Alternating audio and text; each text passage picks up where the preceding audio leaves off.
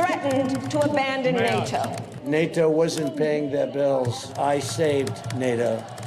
She hates Israel. Just You got it, Dan? How many troops have you put out there? How many About 40. She's complaining. Has she said anything on China? Has she mentioned fracking? Kamala Harris is a threat to democracy. She will take us into World War III and nuclear war. She will take us into a nuclear World War III. So, Bro, he even added the N-word. she will take us into a nuclear World War III. Yeah. So, she didn't mention China. She didn't mention fracking. She didn't mention energy. Yeah. She didn't mention Yeah, he brought it out. Russia and Ukraine, right? 50 to 60 billion all the people tweets. in poverty in the United Holy States right shit. now. Under their watch, they put these people in poverty. Jesus. They're doing nothing about it, not even talking about it. But some of these people can't even eat, for There's God's 60 sake. million people in poverty in the United States right now. Under their watch. And she doesn't even talk about that. Guaranteed the talk is caps locked. Guaranteed.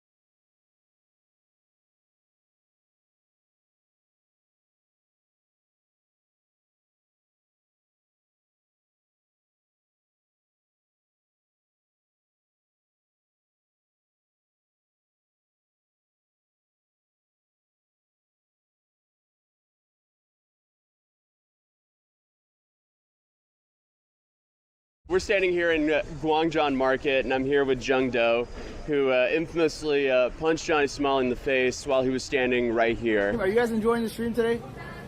I had a few questions for him about what happened, and my first question would be, why did you do it? So the reason why I did it is because he was assaulting people in my country. Just by his behavior, just made me feel like furious, made me go like blind rage, just by harassing women and children and elderly people because for its clouds, and also desecrating the statue that memorializes women who were forced into slavery, sorry about that, by Japanese imperials, which, by the way, most of them are underage. So after he did that, I just like, you know, screw it, I'm just gonna risk it. Because you're in your 20s, I'm assuming most people in Korea in their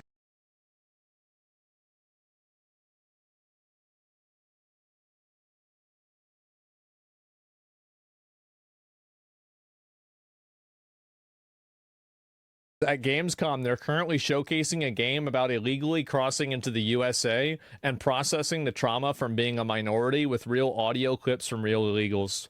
I have to see this. I have to see it. I want to watch it. This is content. Wait a minute. Okay, we might have something here. Let's get it. My pronouns are she, her, and ah, shit!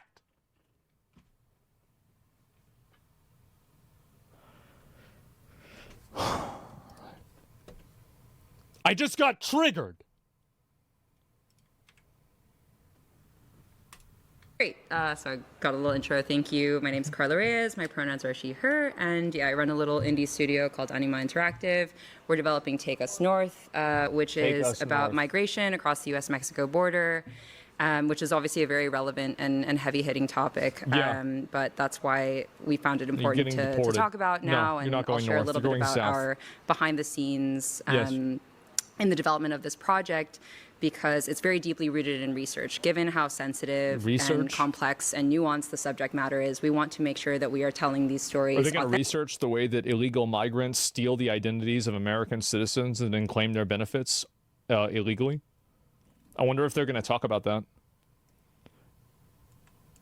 Authentically, and that we are, reaching our goal.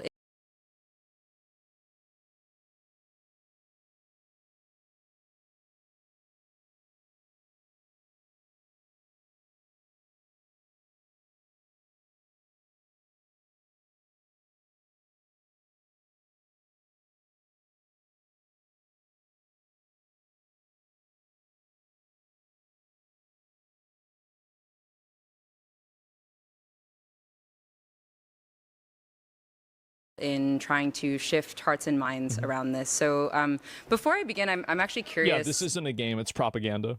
Of course. Obviously it is.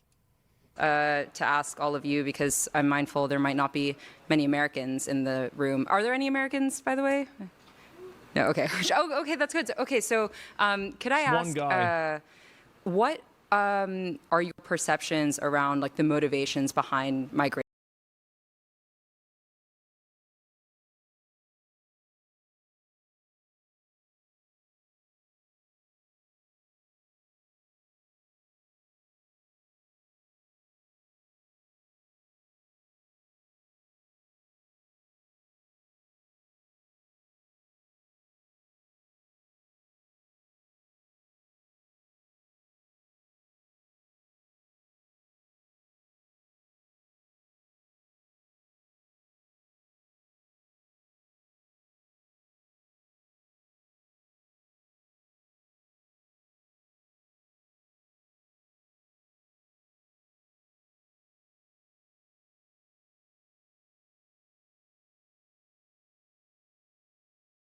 Across the U.S.-Mexico border, like what are you hearing in the headlines in the news? I'm just curious. You can shout things out, or yep, go ahead.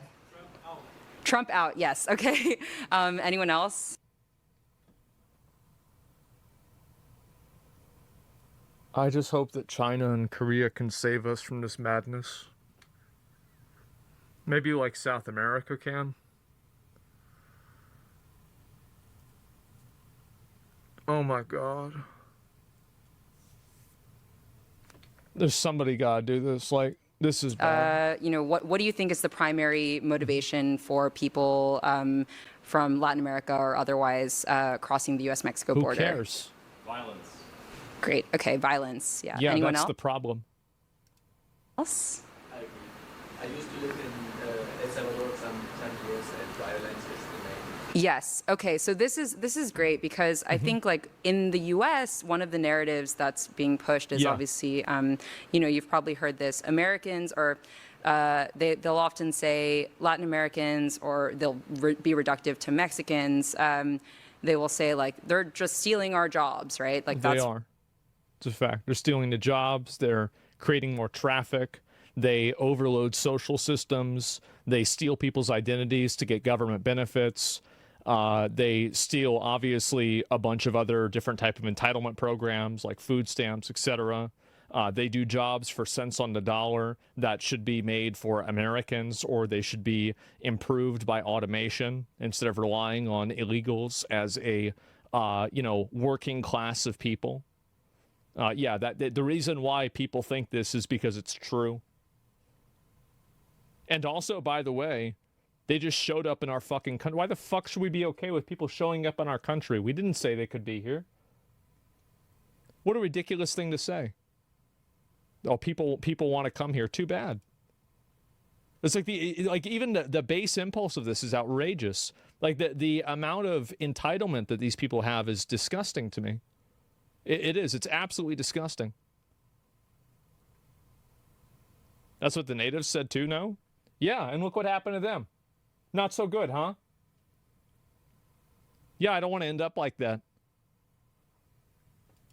One of the big rhetoric pushes, and part of what we're trying to do is challenge this misinformation, right?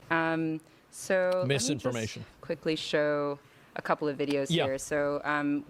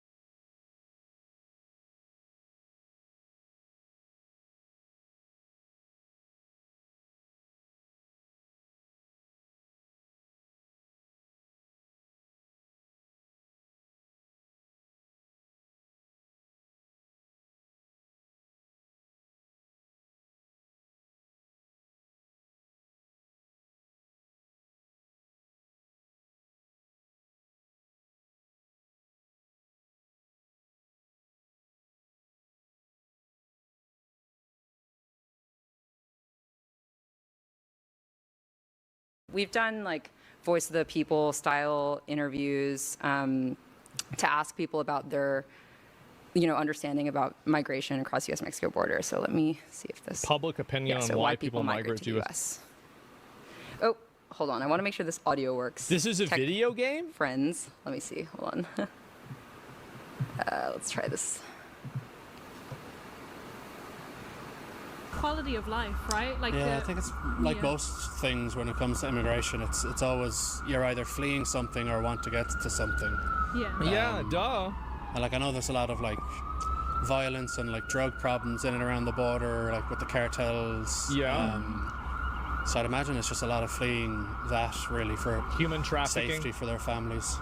Poor countries, they are not making good money, and it's hope of the people. I mean, from many countries, people are dreaming of living in the United States because they are sending to families money which they are making here. I mean, what we see here, it's like not big money, like $15, $20 per hour. American work there.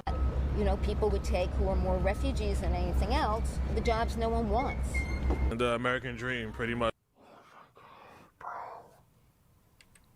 This is what I'm talking about, bro, right here. I've been trying to warn y'all about this. I've been trying to tell y'all about this. This is it. How disingenuous for them to say migration when the debate is about illegal immigration. Oh, it's because they don't believe that it's illegal. That's the reason why. They think it's okay for them to do it.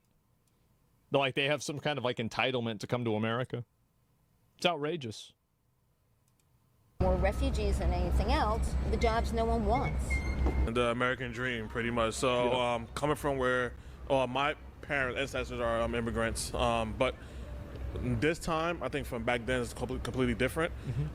People come in to better their lives and better their family lives, more bet they do. opportunities, better living. Yeah. Okay, so that was in New York City, where I guess people have a sense of, you know, some of the motivations behind migration. By the way, New York City, so if you have a map of the U.S.,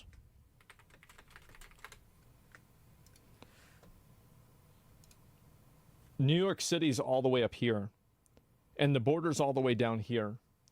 So if you ever hear a New Yorker talking about how good illegal immigration is, just keep in mind that unless the people get bussed up to New York, a lot of times they don't even have to deal with it because they're on the completely other side of the border.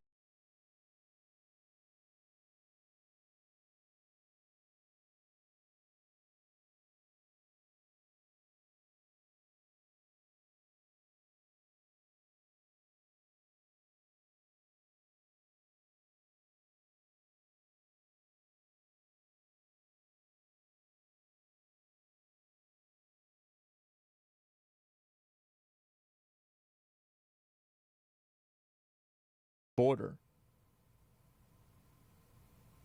It's delusional. Yeah, they have like it's insane.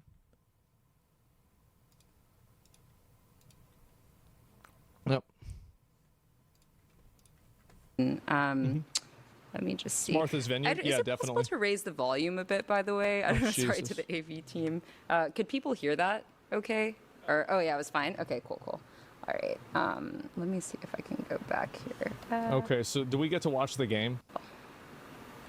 Apologies. Do we get? I don't care about like this. This is just goal with Take Us North is really to try to humanize migrant stories and capture some of the complexity and nuance.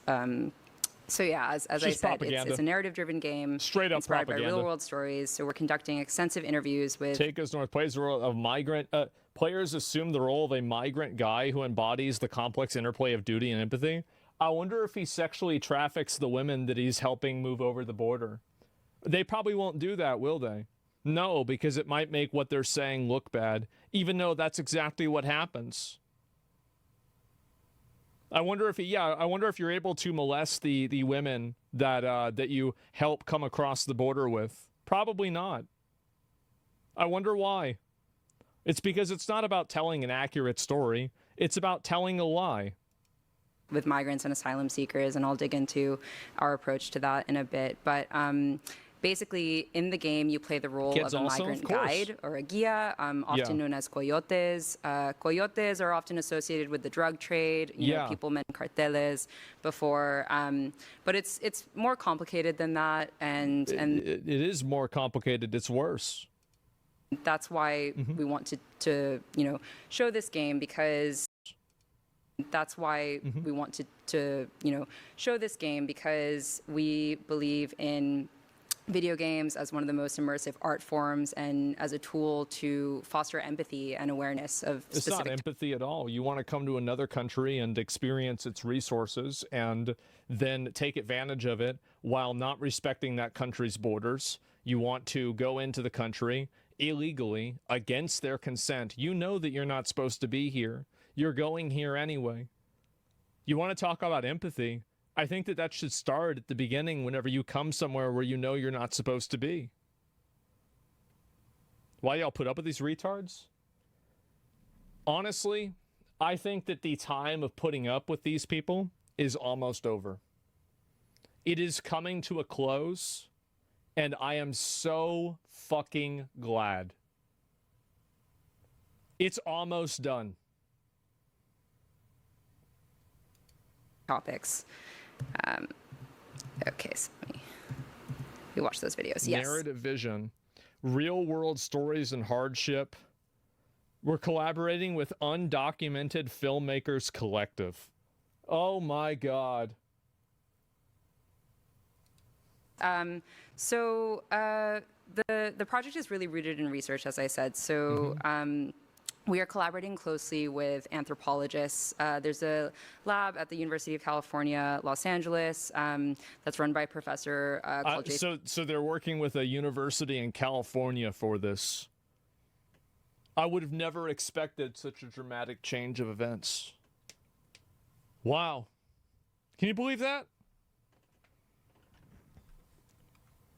Who would have thought? Yeah. In what world a U.S. person comes to Germany to virtue signal about their problems? Imagine traveling to the EU to promote such a game.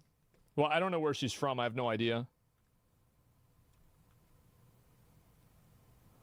How do you use your brain dealing with this shit every day and not want to blow your brains out? Because I know that, like, whenever I talk about this stuff and I cover it, I think that I'm doing a public service. I think I'm helping people realize how blatantly manipulative, toxic, problematic, and bad it is. I think that there is an overabundance of emotionally charged messaging that is designed intentionally to make you give up your country, to give up your culture, to give up your morality, and to instead effectively adopt someone else's. It's not about you being not judgmental. It's about letting somebody else judge you and letting them decide what's okay, letting them tell you what's acceptable, letting them dictate their idea of empathy. Their idea of empathy is we're going to invade your country illegally, and if you get mad about it, we're going to call you mean. The character name? What's the character name? Which has been seen... I don't see character name. Top right? I don't get it. Scorpion by...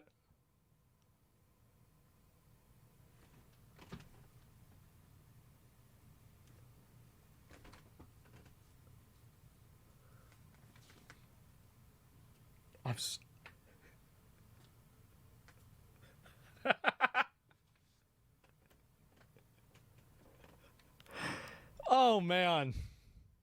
What are the odds? You can't make... Yeah, bro, this is poetic.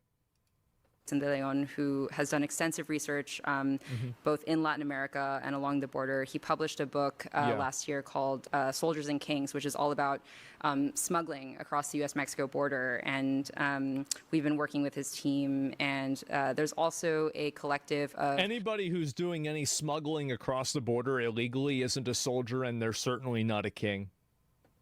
They're criminals that often sexually abuse the people that they're doing things with, and also manipulate them, sometimes kill them, and traffic over drugs that kill people. Undocumented. They're parasites.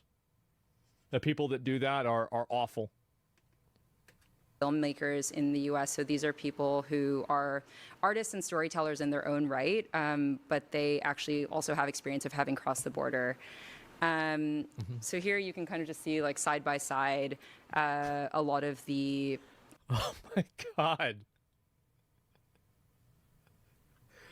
This is amazing. Wow. This is no game. No, it's not. Holy shit. This is ridiculous. I know. Can you believe this?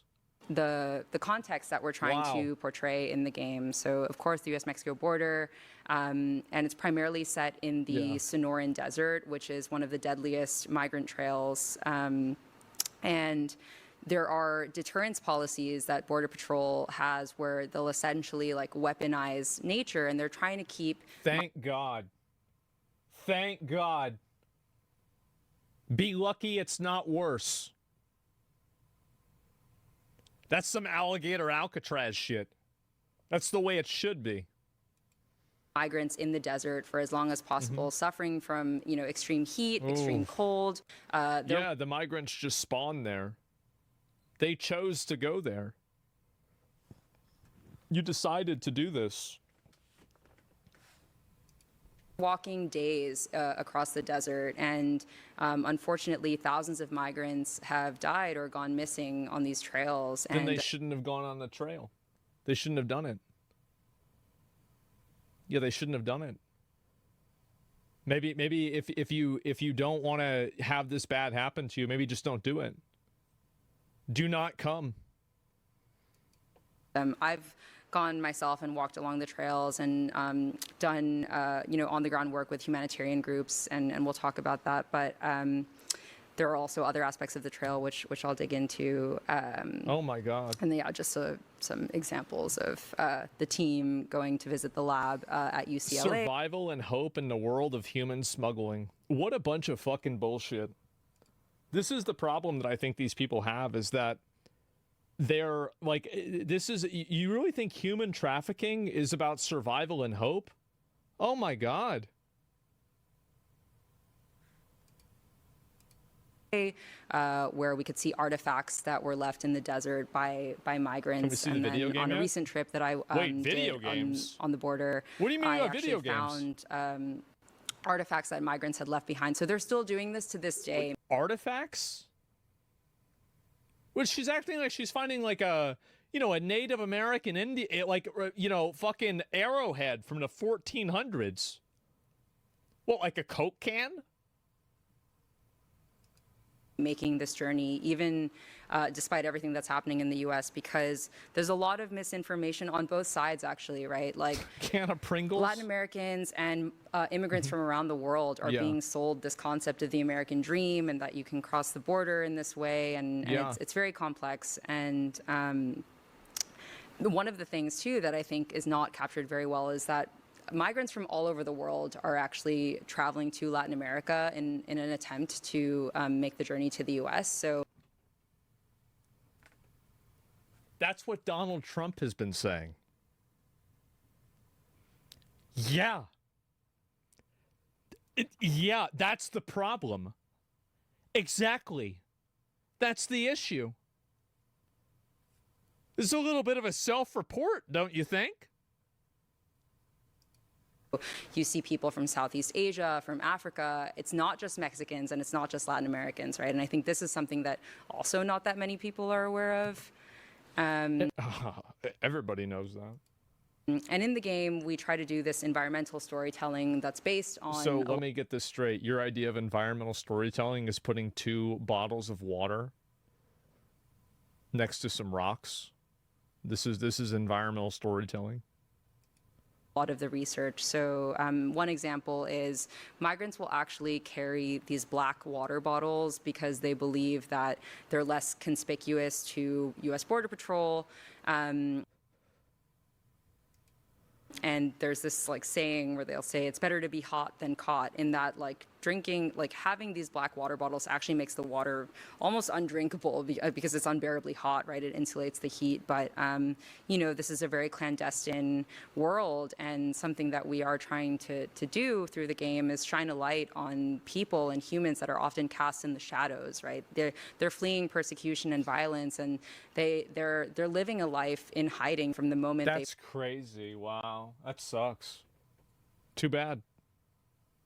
Not our problem. Flee their homes because it's often the Why don't you stay there and make it better?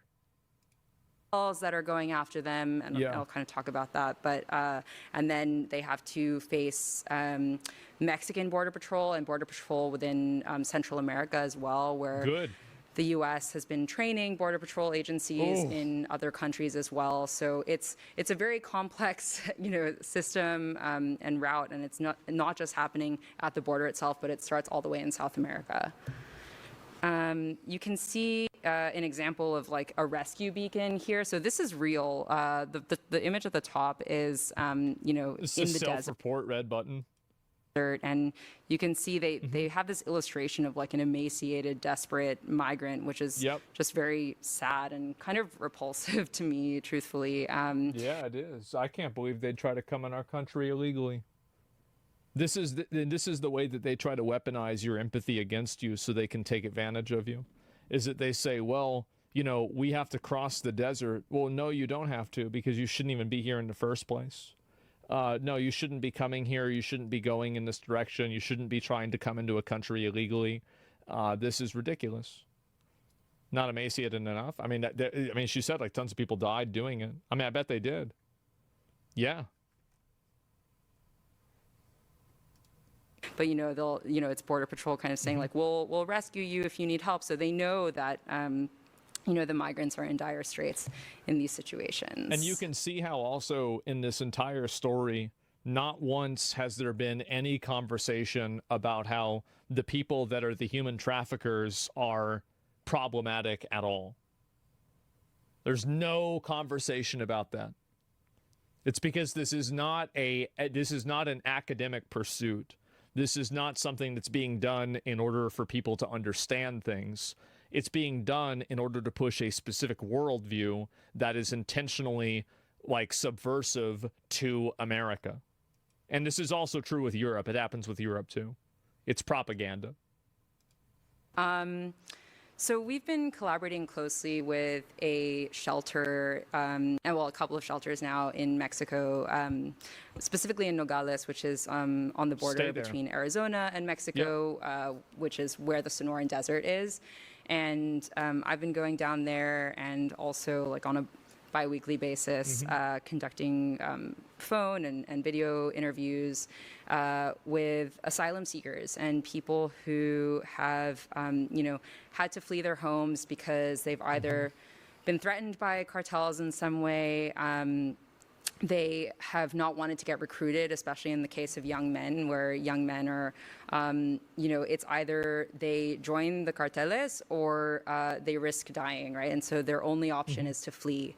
And that these are some of the stories that we're trying to weave into the narrative of the game. Who the fuck cares?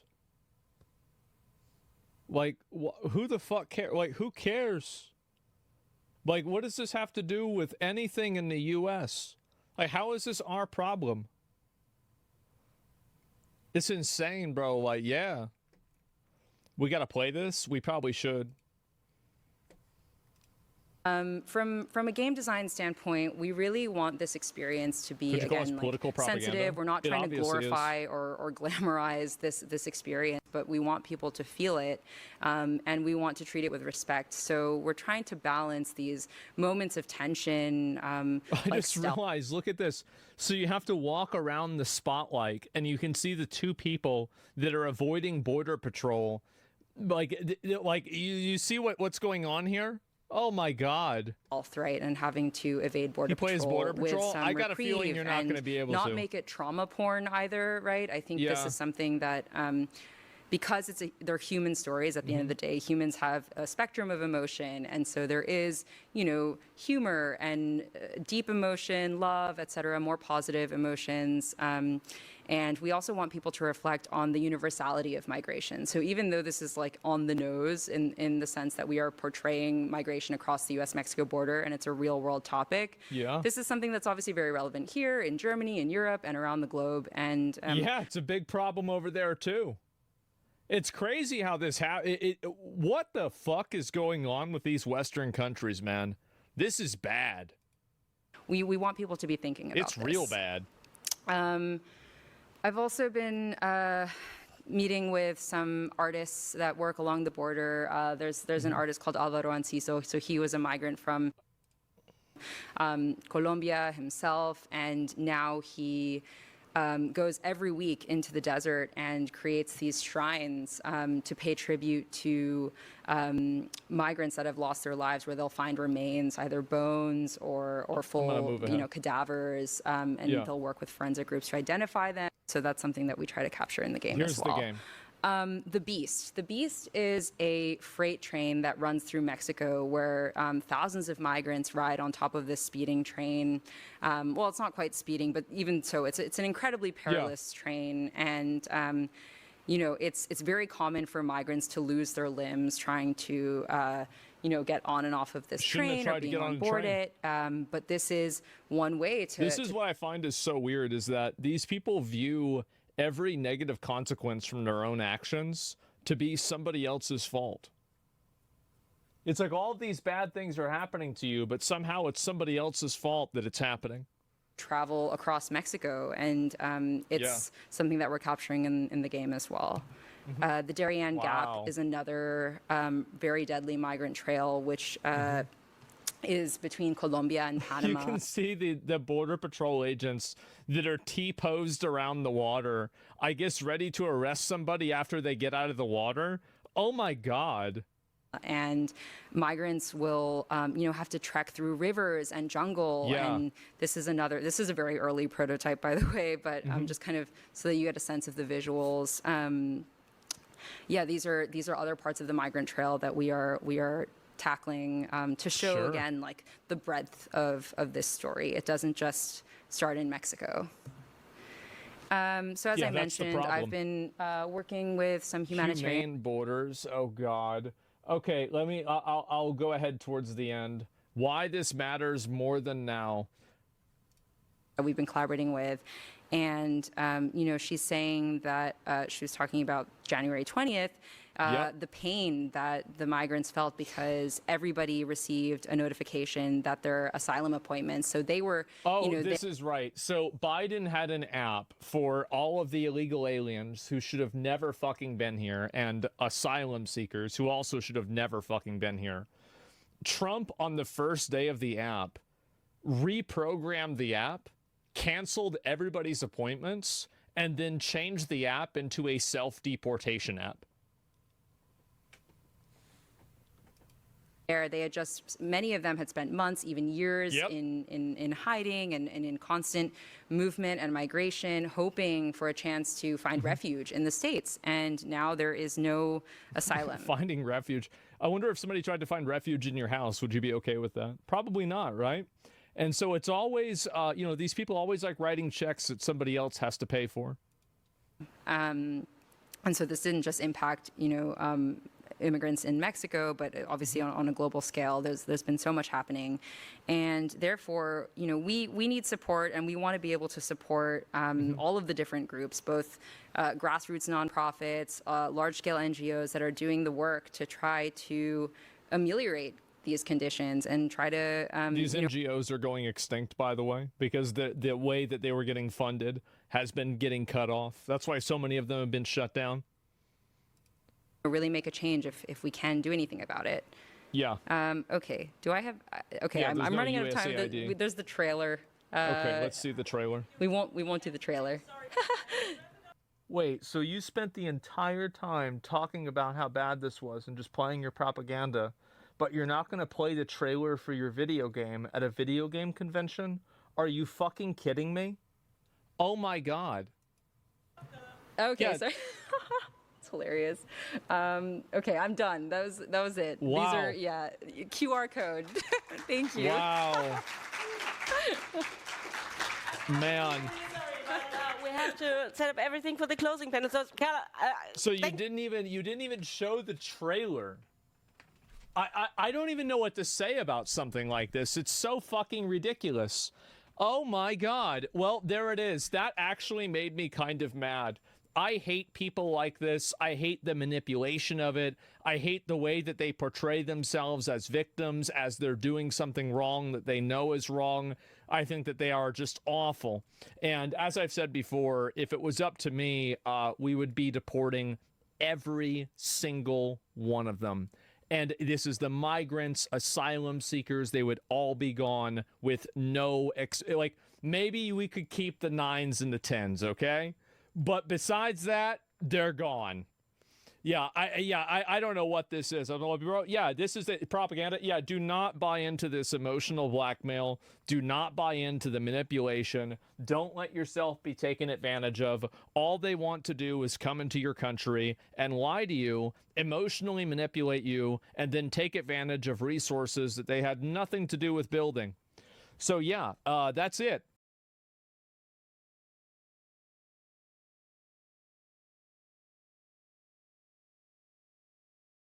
Cracker Barrel has done a logo update. Let's go ahead and take a look at the update.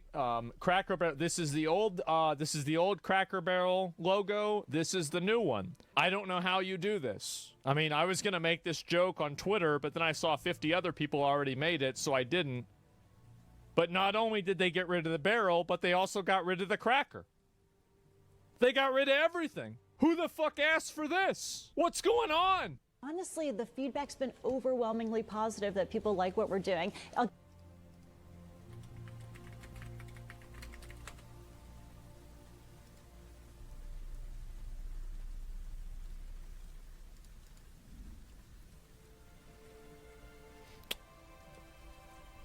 Well,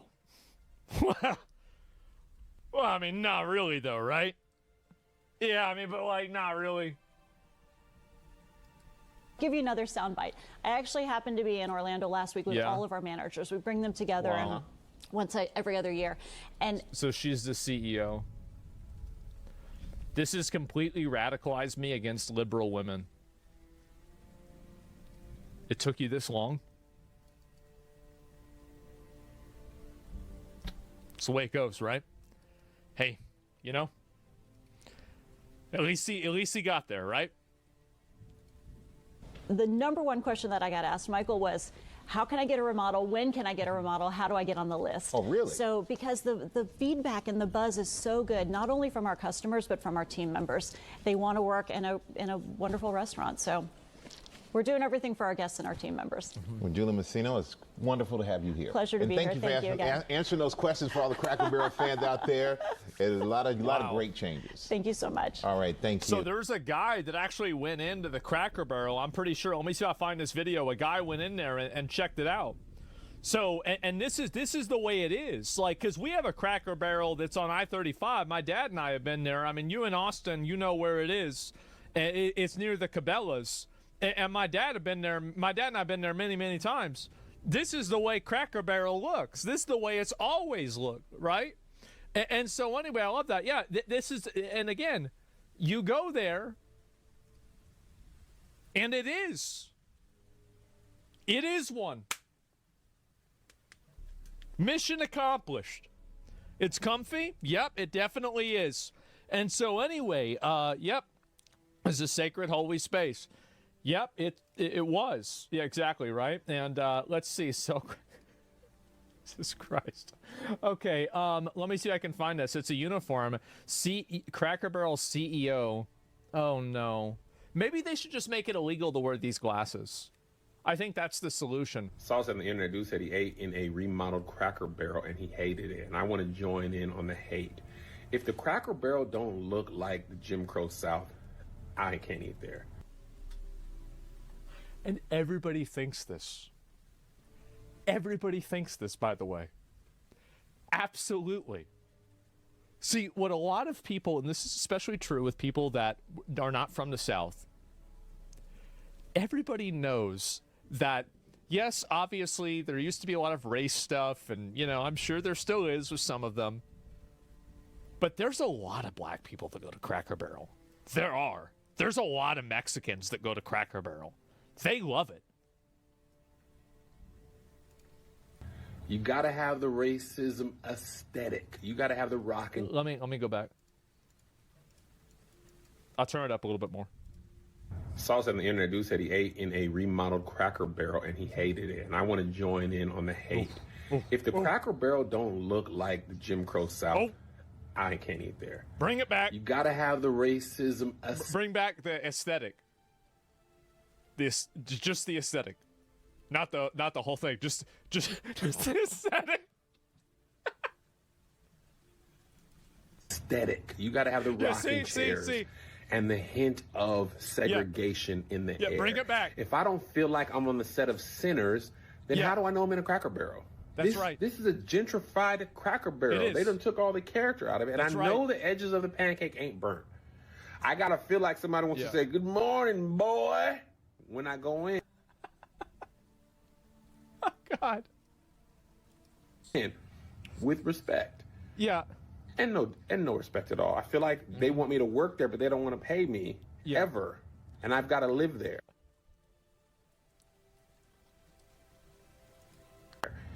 That's Cracker Barrel's thing. Yeah, you take that away, what is it? A Denny's, IHOP? A place I don't want to be at. Right. No, 100%. We need to go back. Yeah.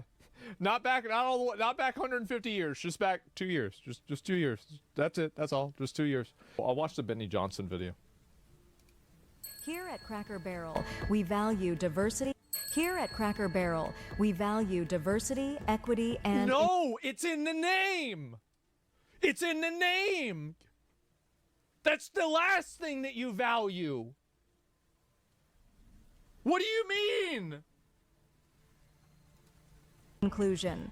That's why we are going one step further to ruin our brand. We are investing millions of dollars into replacing all of brown pegs in the peg game to bright, colorful pegs. Oh my God. Also, we're changing the rules. The white pegs are not allowed to move or jump anymore, leaving the colored pegs to do whatever they want. We call it White pegs can't jump. Down with the Cracker. It's about being fair in an unfair world. Wow. Are you down with the Cracker? Man. But wait, isn't that more racist? I was just thinking about this more. Oh, jeez. What's up, guys? It's Benny. We've already seen the single most disastrous rebrand in the history of corporate so far culture. I guess since New Coke. Yeah. If you're old enough to remember that. This Jaguar, men in dresses, bunch of woke eunuchs running around androgynously and obesely. It's weird, bro. This creepily, shit was weird. With no cars featured. Yeah. Ended up in Jaguar. Wait, we're selling cars? Just 49 cars. 49 cars. That's an incomplete data statistic because these new models have not been fully released to market yet. So we don't entirely know how many of them they're actually going to sell because the amount and the dealerships are not fully loaded with them yet. To be fair, I still don't think it's going to go well. By the way, I'm not saying it's going to go well. I'm just saying that we can't be sure that it hasn't gone well yet. That's all. Not good. I don't. They might sell 50. Know the first thing about selling a car, I could probably sell more cars than 49. Real big. This is a complete and total nightmare, and it's a nightmare inspired by, of course, this. Do you sell cars? Cars? Yeah. In one of the greatest replies in the history of all of X, you see here, 7.3 million views. Good one. Do you sell cars? Yeah. But I guess we spoke too soon. With Cracker Barrel, it's do you... Oh, wow. Oh, shit. Because, ladies and gentlemen, Cracker Barrel has done it. Cracker Barrel has rebranded, and I hate it. You guys like that? We like to have a little bit of fun here. Thanks. I hate it. Cracker Barrel rebranded from their classic, totally iconic country store logo, where you probably have countless memories with your grandparents. I know I certainly do. I have multiple photos of my dad and I eating at Cracker Barrel. And my dad will look at the things on the wall and he'll be like, I remember when that one was a new thing. Well, I remember whenever they came out with that. Oh, I remember when that came out. And I'm like, damn, bro, imagine being so fucking old that you go to like a nostalgia place and you know about everything that's there. It's like, yeah. It's like, oh, I remember when they invented the wheel. Yep. That was a crazy day. And got rid of the cracker and the barrel. Okay, see, it's not just me. The white guy. That's right. Sitting outside of the Cracker Barrel store. White people are about to riot. Is it too much to ask? That's right. To just go get a fat stack of diabetes, get served by a lady named Maud, smoking 2 packs a day. Yeah. Extra syrup. Ladies and gentlemen, it's getting sticky. It Because sure the CEO of Cracker Barrel is as woke as they come. What She's a destroying surprise. a great American brand. Wow. Look at who this is. Wow. She's turned Cracker Barrel gay to Cracker Barrel. Cracker Barrel gay? What? Hold up. Alphabet Alliance? What? Honoring, supporting home office and what the fuck? field employees to bring their whole selves to work while strengthening Cracker Barrel's relationship with the alphabet community. What does this have to do with biscuits? Why is the bottom of it brown? And hot syrup. Nostalgia's dead, RIP, Cracker Barrel guy. Why would you get rid of the guy? Yeah. Why would you get rid of... So literally Everybody the last knows white mascot this. standing is a Quaker Oats dude. That's it. This is the Quaker Oats man is totally unbothered. They got rid of a bunch of black mascots too, right? Uncle Ben's gone. Aunt Jemima gone. The Indian on Land O'Lakes gone. I think that there's like this inclination that people have in order to assume that anything that's reminiscent of a old school Southern vibe has an inherent level of racism to it, which is not entirely wrong, but that's just the way it was. And also, this doesn't necessarily have that anymore. Nobody looks at this and they think that. Everybody's going there, and it's fine. Not necessarily, yeah. It's weird people that, you know, they're afraid of any form of uncomfortability.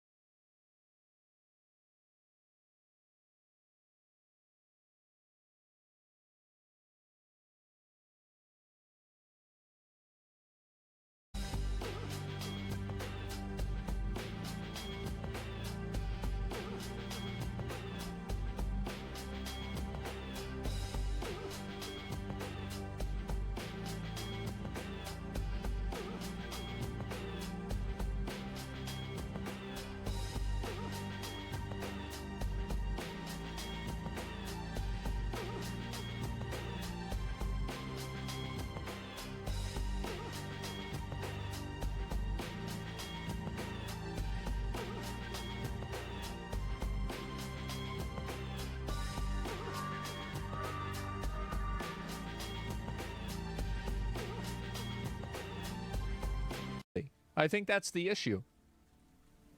Sometimes it's lighthearted good racism. It's just like something that's like very, very soft. It's not. Nobody had a problem with Aunt Jemima. Who the fuck had a problem with Aunt Jemima? 3 retards on Twitter? It's probably one retard with 3 accounts. This was the last standing cracker. I guess the Quaker Oats guy. Oh, you got him. Is like the last standing cracker. Now the cracker on Cracker Barrel is gone because of this woke CEO, Julie Fless Massino. Ooh, says people love their rebrand. She says it's great. Everybody else I know says it's depressing. I feel like the CEO of Cracker Barrel should be an old fat guy with overalls and a plaid shirt. Like that, it should be an old fat guy. That like yeah, she. This is all kinds of wrong. It's been overwhelmingly positive that people like what we're doing. I'll give you another soundbite. I actually happened to be in Orlando last week with all of our managers. We bring them together and once every other year. Oh yeah. And the number one question that I got asked, Michael, was, how can I get a remodel? When can I get a remodel? How do I get on the list? Oh, really? So because the feedback and the buzz is so good, not only from our customers, but from our team members. They want to work in a wonderful restaurant. So wow, we're doing everything for our guests. Various retail stores have recalled Lunchley products due to FDA's concerns. The sign in the tweet reads, due to public health concerns, the FDA has recalled Lunchley products. We will restock as soon as deemed fit for consumption and ship through our warehouses. Lunchley had been recalled due to those problems. It's so annoying. It's the disinformation, man, because that makes it seem like there's an actual serious problem. Oh. Lunchley advertises a healthier spin on your kid's favorite lunch kit with bold claims, influencer hype, and flashy packaging. Move over Lunchables. A competitor called Lunchley is advertising a healthier spin. Mr. Beast and Logan Paul are now facing an investigation by the FDA for their product, and Lunchley may soon be banned across the United States. Yes, you heard that right. As you know, the Lunchley brand by Logan Paul and Mr. Beast has been controversial for days due to its harmful ingredients and potential health risks, especially for children. Right now, Mr. Beast and Logan Paul could actually face legal consequences. So what is actually going on? And why are Logan Paul and Mr. Beast now facing massive trouble with the Lunchley brand? Let's find out in this video. So when Mr. Beast was actually asked about the FDA recall allegations, he completely denied everything. He stated that their product contains the best quality ingredients and is the best product. A couple other creators got moldy Lunchleys. Claims sprouted out of that Lunchley had been recalled due to those problems, due to the mold problems. Yes. Moldy cheese. How do you plead? Yes. There was no recall. It's so annoying. It's the disinformation, man, because that makes it seem like there's an actual serious problem. Oh, we're recalling Lunchley. Here's the thing. Every single Lunchley with cheese meat is USDA inspected. There is no mold when it leaves our factory. Like, we have the highest QC standards imaginable. Like, what do we have? Why would we ship that out? Like, that doesn't even make sense. You know what I mean? But it was later revealed that Mr. Beast was actually lying. He claimed that Lunchley was safe with no mold or harmful substances. However, when the FDA and health experts began examining the brand, they discovered that it contains ingredients that are harmful to health. We tested these kits just like we did Lunchables. We found no reason to call them healthier and found similar concerning levels of lead to those we found in other lunch kits. So after all the controversy, Logan Paul and Mr. Beast still haven't publicly revealed how much money they made from Lunchley, even though they hyped it everywhere, just like they did with Prime Hydration. Now things are getting even more concerning. It turns out Lunchley was actually targeting kids globally as a new way to promote Prime Hydration. Yes, you heard that right. They even included Prime Hydration water inside the Lunchley pack. It's not the electrolyte formula for athletes. This is not focused for athletes and designed for athletes whatsoever with 40 milligrams of sodium. Let's think about here, if we're designing an electrolyte formula, the purpose is hydration. We are trying to achieve a state of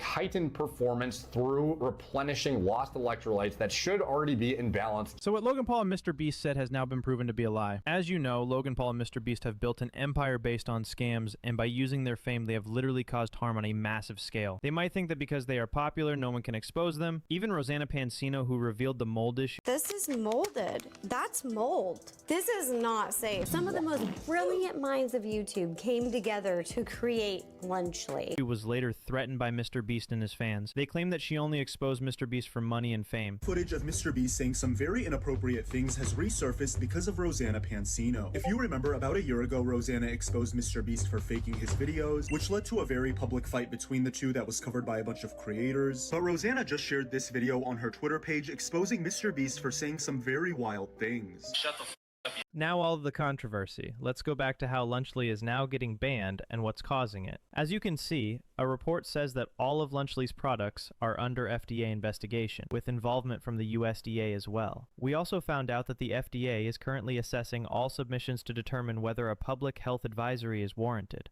The agency emphasizes that food producers are required to follow current good manufacturing practices to ensure product safety, and if any violations are identified, appropriate regulatory actions will be taken. Also, we found that Lunchley is currently under investigation, and as consumers, Lunchley is in a bad position. If anything goes wrong and is proven harmful, then allegedly Lunchley could be banned. Lunchley is under investigation by health experts, and everyone is saying the same thing. Lunchley is not a good product for kids. It could even become a serious health issue. In this video, you'll see a health expert explain how Lunchley is no better than Lunchables, if not worse. So if someone was to make a healthy meal kit for kids, I would find that incredibly valuable. And in looking in the comparison, I'd be most interested in calories, which they have, protein, which they have, sugar, which they have, saturated fat, which is missing, and sodium, which is not only missing, but replaced by electrolytes. And unlike all the other macros, is only labeled potassium and only in the prime bottle in the kit, comparing it to the Capri Sun in the Lunchables. This is a pretty weird marketing choice to label electrolytes in food products. It's such a strange choice. But right now, media reports are exposing how Lunchley scammed people, especially by not clearly showing on their website or packaging that the product contains sodium levels way over the limit for children. And one thing that Lunchley does not highlight on its website is the level of sodium in its kits. In fact, many of its kits have nearly half of the sodium recommended for a child in just one day, which is a lot of sodium. One more reason experts say it's important to read labels. Rebecca, no matter how flashy the packaging is or how much you see it on TikTok. So, as you know, all of Lunchley's fraud and lies have been exposed. Like I said before, even the main owners, Mr. Beast and Logan Paul, can face legal consequences for this because they have humiliated other brands for their business multiple times. Start off with the Lunchables. Bro, I'm sorry, that's trash. All right, now we're trying Lunchley. Come on. We're not biased at all, but ours is way better. This was a total disrespect to another brand. This can be considered business defamation. Another report is coming in for all the allegations against Logan Paul and Mr. Beast's Lunchley. If all of this is proven, a civil lawsuit can happen. Fines, regulations, and investigations will follow, and the focus will shift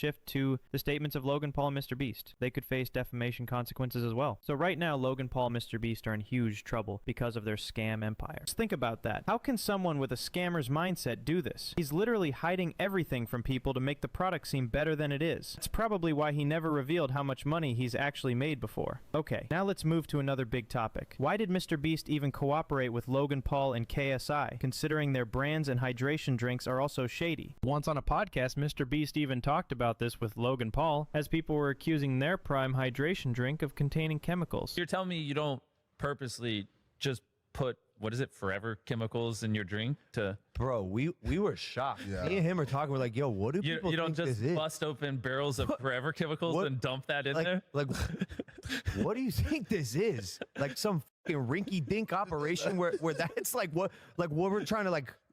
I don't even want to say. It's so stupid, dude. People are so dumb. What? People are so dumb? Oh my god, you and Mr. Beast are the most clever people on Earth? Yes, definitely. If it wasn't like that, Mr. Beast wouldn't even be able to collaborate in business with Logan Paul and KSI. He actually knows that Prime Hydration is not as good as it's advertised, and he knows how to make money fast. That's why he actually partnered with Logan Paul and KSI and put Prime Hydration alongside his Lunchly brand. This is the truly shady mindset of these three scammers. Right now, they're acting like people are dumb and that they've rigged the system to take money from everyone, and now people really are dumb for them. So as you've seen, the full video shows the scam empire of Logan Paul and Mr. Beast just getting exposed and potentially banned. Now tell me, what do you actually think? What's your opinion about the children's health being put at risk by Mr. Beast and Logan Paul? They have literally started their Team Water charity, but beyond that, they have betrayed their audience and the public. How do you see this from your perspective? Let me know your thoughts on it. Disney's self-inflicted boy trouble. Uh-oh. Let me see this. Every once in a while, I'll stumble on a news article so brain-meltingly, soul-crushingly stupid that the only socially acceptable response is... Yeah. Such was the case yesterday with this absolute corker from Variety, that always reliable bastion of respectable, impartial journalism. Disney's boy trouble. Studio seeks original IP to win back Gen Z men amid Marvel Lucasfilm struggles. You had my curiosity, but now you have my attention. Leadership at Walt Disney Studios has been pressing Hollywood creatives in recent months, multiple sources tell Variety, for movies that will bring young men back to the brand in a meaningful way. All right, you get the fat bitches out. You get hot chicks in there 100%. You make it about a man that's trying to save his family. The reason why is honor, tradition, his oath to his country, or some form of obligation that transcends him. And that's it. You don't have any, female fucking like super expert that trains him. He gets trained by an older man that understands, like, to the extent that you put a girl in some sort of fucking authority position over him, generally it's gonna be cringe as fuck. Don't have any like weird social messaging at all. Like, it's actually so easy. It's literally so easy. Just think about what would a young guy want to be able to, what would a young guy want to watch? It's so obvious. The Space Marine movie? Yeah, of course. It's so easy. It's common sense. Oh, really? Tell me, why would you have to do something like that? I mean, you've spent years telling us that men are irrelevant now, that nobody needs or wants those mean, stinky boys polluting. Yep, there it is, guys. And that's what happens.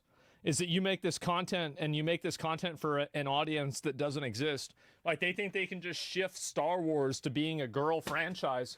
You gotta be fucking retarded to believe that.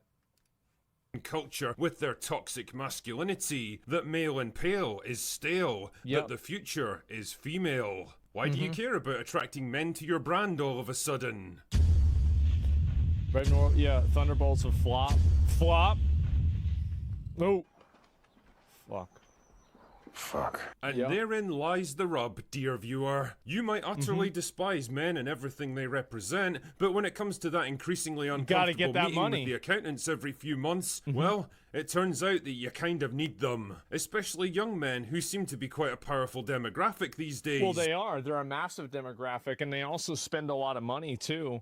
Like, the thing is that there's a lot of people that do this. The reason why is that they don't make shows for men anymore. That's the problem. They make them for general audiences. And if you want to make a show for guys, you have to make it for guys. And if a show is really, really good, it will transcend that audience. But you got to do it in that direction. Base chuds on top. No, I'm telling you, like, that's how it is. Let's see what else this stunning and brave article has to say, shall we? Numerous studies show that Gen Z men in particular are a lonely, gaming-obsessed group who were hampered in their formative years by COVID-19 lockdowns. Oh, come on! Okay. I think that's probably true, honestly. I think it is. A lot of guys that are younger, they definitely got one shot by COVID. Like, imagine graduating high school in 2019 or 2020.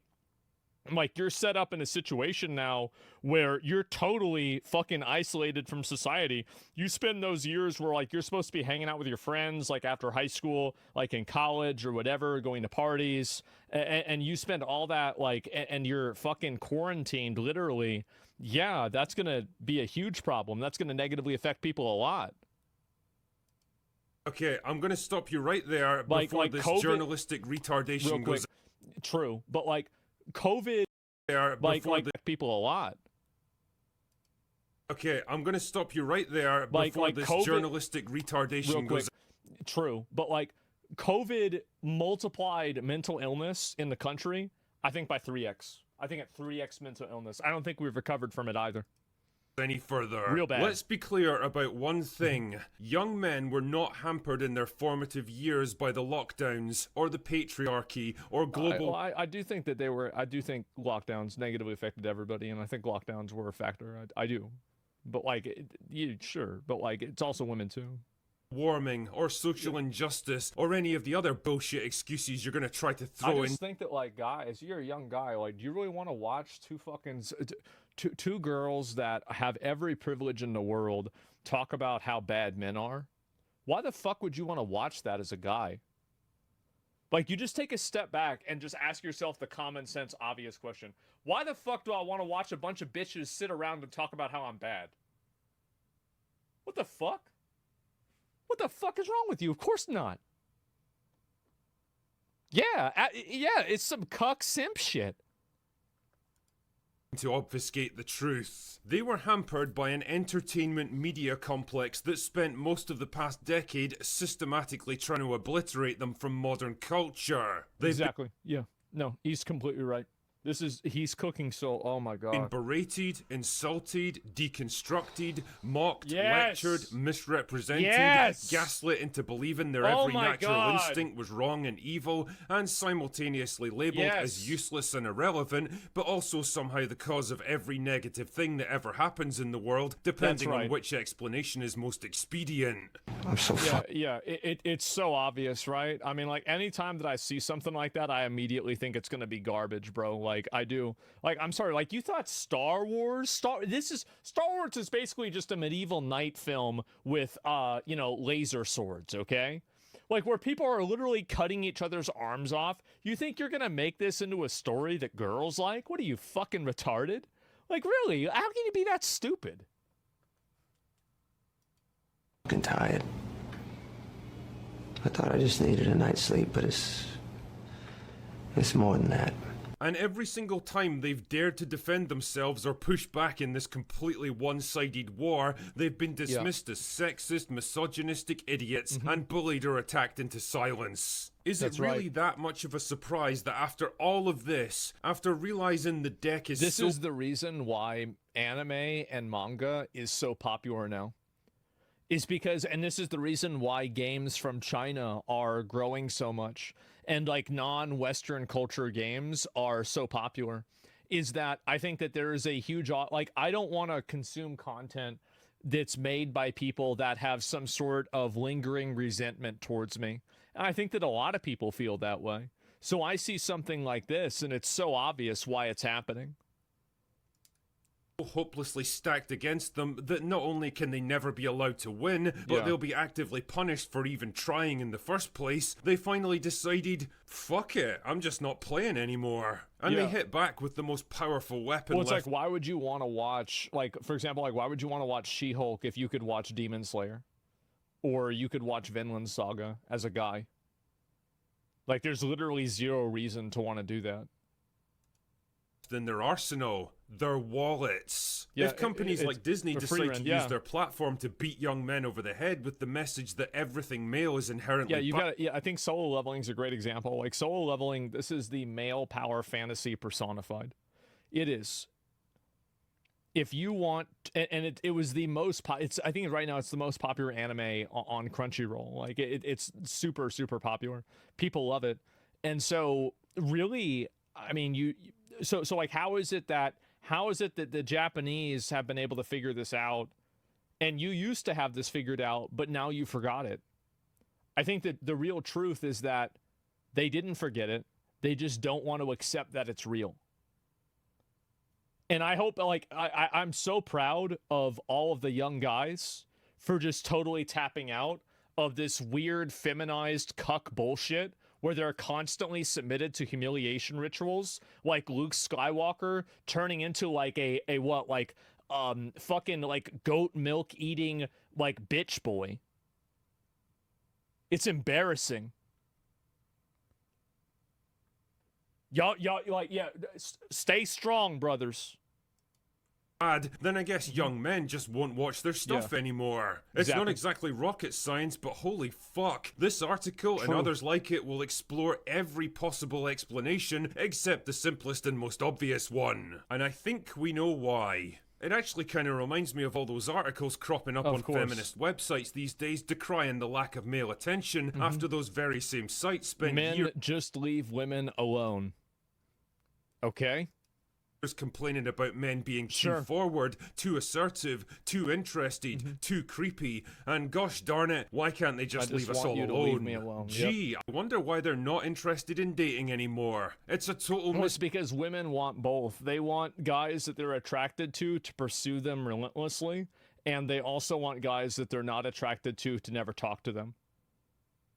Like, this is the issue that a lot of people have. And, like, you can see this dichotomy that's represented in a lot of these romance novels, where it's, like, usually an aggressive, assertive man, but this man just happens to be a billionaire vampire who happens to also be very attractive.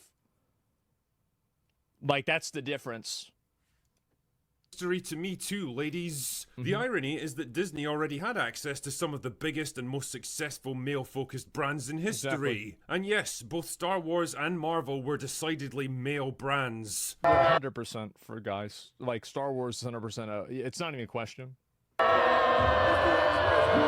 That doesn't mean the ladies couldn't enjoy them too, and many did in fact. But if I had to choose a gender most likely to gravitate towards a franchise about space battles, adventure, ships and technology, heroism and epic struggles and also, by the way, brutal violence where people are getting cut in half. This is a guy thing. It fate is. Of the universe. Yeah, it's gonna be men. And that right there is perfectly okay. Men are allowed to have stuff that they like, and a lot of the time, that stuff is going to be quite different from what women like. The problem is that only one side is ever expected to compromise and make concessions to accommodate the other. And That's exactly the problem. He's totally right about this. It's that, like, anything that men like, men are expected to compromise and default to what women like. But I think that when men express that they like something, women usually attack them. A little hint here, it's not women. Like, could you imagine for 1 second if they did a reboot of Sex and the City? Sorry, wait, another reboot. Only this time half the female characters were gender swapped, the glamour and sophistication of the New York social scene was replaced with muscle cars and guns and girls in bikinis, and every episode had to include some tedious subtext about how difficult modern life is for men to navigate. I don't think it would go down very well. But there seems to be this weird cultural taboo around the idea of male-focused anything now, like catering specifically to men as a demographic is some moral crime that has to be addressed. That's exactly right. He's totally right about this. This is the issue, is that So many people, and I think that there's a lot of guys that do this too. The reason why I think guys play into this is actually extremely simple. I think they do it as a mating technique. This is guys that act like simps and like losers in order to make girls like them. They want to smash? Yeah, exactly. Like, guys don't act like this. Too many pussified men? No. The same guys that you think are pussified, like, I've had friends like this that grew up to be kind of like that. The moment that, like, we're outside of that spectrum, bro, we're saying slurs all the time. We're using slurs all the time. Bro, we're talking about, like, all kinds of shit that, like, you know, he's supposed to say, oh, no, that's not it. Yeah, immediately, bro. Instantaneously, factory reset back to 11th grade. Yep, they're undercover. Exactly. It's performative. It is. And I think that a lot of the guys, they do it for that reason. For them to see that, or show that, like, oh, I'm one of the good ones. And corrected instead of a smart and logical business decision from a company that should be all about giving the customer what they want. In the case of those male-oriented franchise that used to be a license to print money because they used to understand their customers, the problem wasn't just the clunky attempts to court a female audience with a sudden influx of pandering, poorly written girl bosses who could magically do anything and were always right about everything. Even women hate. That's the issue too, is that, like, also, like, the characters are just bad on top of everything. It's because the characters are bad because the writers self-insert themselves, except for nobody likes them. That's shit because they were more than smart enough to see right through it. Yep. No, the bigger problem was the active sabotage, marginalization, destruction, and outright pussification of the male characters to make... Here it is. Yes. And so that's the issue, is that it's not a problem for you to make a movie or a story that is women-centric. But if you do that, and you also do it at the expense of male representation, and you make men look like they are incompetent. Like, this is a good question, right? How many of these, like, fucking comedies and, like, of these sitcom shows is the man in the sitcom intelligent, like, morally good, the provider of the household, and not the butt of every joke? Zero, basically, right? Zero. So there's always some way or another that usually the guy is a retard and the wife or the mother is the smart one that's measured and intelligent and normal. You see what I'm saying? Yeah, they're always the punching bag. Yeah, that's the problem. And so a lot of guys don't like that. So they would they rather watch that, or would they rather watch Spy Family? There you go. Easy fucking decision. Instant, easiest decision of your life. When do you think this started? 2014. It got really bad. That's whenever identity politics really got on the internet. You got a lot of, like, feminists on the internet causing trouble. And before that, I think it started getting bad. Probably, my dad tells me that it started getting bad in Vietnam. He said that it was a bunch of pussy boys who were afraid of going to war. And so they decided to turn into hippies to avoid getting drafted. And as soon as the war was over, the hippie movement ended because they weren't afraid of getting drafted anymore. And he said basically, like, whenever he was growing up, everything was great. You know, like, you would turn on the TV and it would be, you know, the show called, I think he called it, like, Victory at Sea. And the entire thing were just literally basically highlight reels, kill cams of fucking us fighting back the Japanese in Pearl Harbor, or us taking over an area in Nazi Germany, and that was it, right? And so, like, that was the whole thing. And insight. So that's basically what it was. Is that, like, he thinks that Vietnam and, like, that whole cultural movement is what kind of put everything on the downturn. And I think the internet was like a bastion from that until 2014. Y'all see what I'm saying? Like, I wasn't there. I'm not that old. But, like, that's it. Make way for them. I've been over this kind of thing a million times before, so I'm not going to bore you with all the examples like Han, Luke, Indiana Jones, Thor, Kylo Ren, Obi-Wan Kenobi, Nick Fury, and about 100 others I could name. The list of cultural assassinations is frankly mind-boggling at this point. The point, though, is that instead of becoming more accessible to women, these franchises instead became increasingly hostile towards men. That's the perfect way to say it. Yeah, it's not about making it appeal to women. It's about making it not appeal to men. And so they actively desexualize things. They actively work against and they subvert the traditional male fantasy. And guess what? A lot of guys don't appreciate that. Actually young and impressionable men who could really use some positive role models. Men haters wrote the story. Oh, I've seen this before. Like, there was one girl, like, the amount of girls that are on the internet that are pushing out a bunch of man hate. These are girls that, you know, like, their dad was mean to them, or like they had a boyfriend that was an asshole or something like that. It's all just personal unresolved trauma that's being dumped on the internet collectively as a whole. And this isn't a gender exclusive issue. Like, men do the same thing, you know, like the whole like Andrew Tate like brand of like thinking. And so I'm not like, women don't have a monopoly on this, but women do have a monopoly on doing it in a way that's socially acceptable. And I think that's really what the problem is. It's that you have women that are doing this and it's somehow justified and it's okay. But meanwhile, if a guy does this, it's like, oh my God, you can't act this way. Too. Instead, they found themselves getting lectured, berated, and disrespected by a studio that seemed to actively hate them. And that's the funny thing about young men, you see. They can, and often do, put up with a lot of shit in their daily lives, but the one thing they won't put up with... Well, this is the other thing, too, is, like, especially nowadays, like, young guys, if you were, this is the issue, right? It's like, if you're kind of like an average, like kind of a dumb guy, right? You're not really a super smart guy. You're like an 85, 88, 89, 93 IQ guy. Like, you could have gotten a job back in the day working and doing something and you'd be all right. But now a lot of those jobs are automated. And so you're getting patronized. And at the same time, like, women have a lot of these opportunities, especially when they're young, to make a lot of money, right? Things like OnlyFans. And again, it's not like every girl's doing OnlyFans. Of course not. But I think that it's the perception, the society expectation. Like, women nowadays, whenever they're entering the workforce, young women make a considerable amount more money than young men do in the workplace. Why is that? It is the direct effect of deliberate DEI initiatives to disenfranchise men and to empower women at their expense. That's the reason. It was never about equality. Equality was just one step on the stairway to supremacy. And that's what you have now.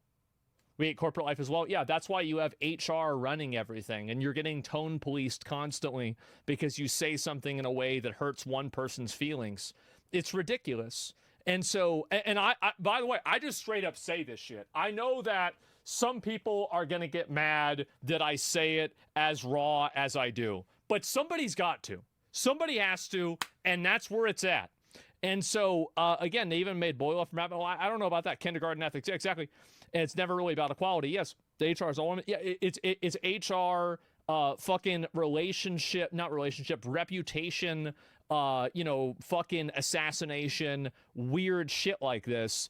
And guys are taught, like, a lot of, like male bonding and the way that guys act growing up.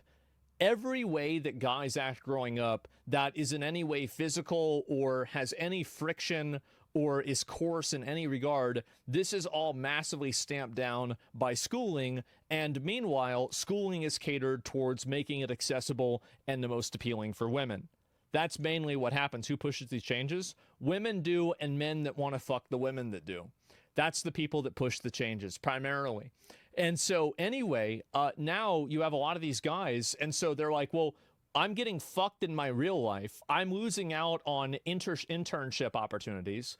I'm losing out on scholarship opportunities. I'm losing out on, like this, that, and the other thing, a hiring process, because I'm not part of this group. Primarily, like, again, do you want to know who the biggest beneficiaries of DEI are? It's not black people. It's white women. Those are the ones that are really winning out of DEI. They're the ones that are actually getting hired because of these processes. Yeah, it's fucking Karens. That's it. And so this is the Karen industrial complex, where men are systematically disenfranchised, demoralized, made fun of, and made to submit to humiliation rituals throughout their entire life. The media is just a further propagandized humiliation ritual.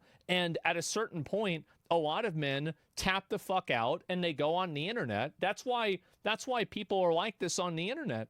And that's also the reason why, again, foreign types of media has become so popular with modern audiences.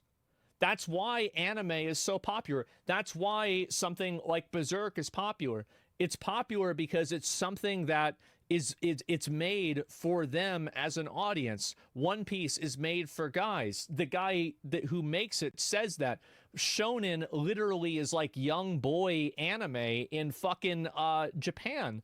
So when you're making content that is deliberately antagonistic to a group of people, big surprise, they don't watch. I know this is maybe a rant, but I think it's true.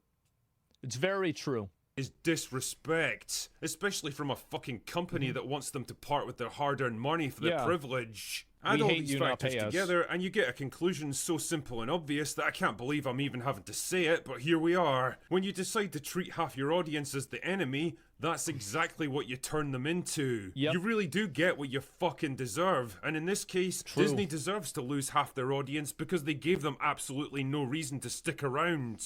But well, they gave them more than that. They gave them a reason to leave.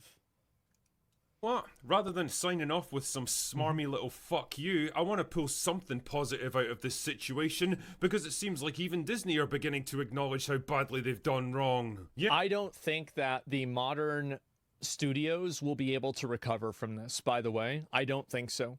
I think the only way that we can hope to get anything better in the next like 10 or 15 years at least is for new studios to emerge, because what I think happens is that these studios get infected with these groups of people and they totally take over the studio. They're like a cancer. And once you have enough of them, the studio is completely infected and it will never get better. I think a great example of this is Blizzard. Blizzard is never going to make a based badass video game again. They're never going to make a cinematic that even has 10% of the fucking testosterone that the Warlords of Draenor cinematic had. Like, it's not even going to be remotely close. It's dead. It's dead, and you can see that with the new cinematics. You've got elves that look like... Who the fuck wants to look like a middle-aged woman? Nobody. Especially not middle-aged women. That's why they get plastic surgery. So what the fuck are you doing adding them into the story that nobody wants to see? You're retarded. Same with Mortal Kombat. They look like 45-year-old soccer moms going to a Pilates class. Who the fuck wants to see that? Nobody. I'm just being... Look. That's just it. Everybody knows this. Yeah, the admission's only been forced grudgingly out of them by sheer financial necessity, but it's something at least. And never let it be said that the drinker doesn't offer a helping hand to those in need. So if I could offer a few pieces of advice, speaking as someone of the male persuasion here, I'd say they have to come to terms with a few realities about their situation. The first reality is that not everything you make can appeal to everyone, and nor should you try. Movies like Barbie and Top Gun Maverick are proof that when you target a specific audience and give them exactly what they want without trying to dilute it down in the hopes of appealing to an even bigger market, you can and will make an absolute fortune. The second reality is that any project revolving around adventure, science fiction, action, or if there's ever a story about an oath to your kingdom, an obligation to your family lineage or heritage, you having to uphold your honor against, insurmountable forces, and there is gratuitous violence that is used in order to achieve those goals, you are looking at what I would call the male fantasy. That's for guys. It's not for girls. It's not that girls can't enjoy it. Many of them do.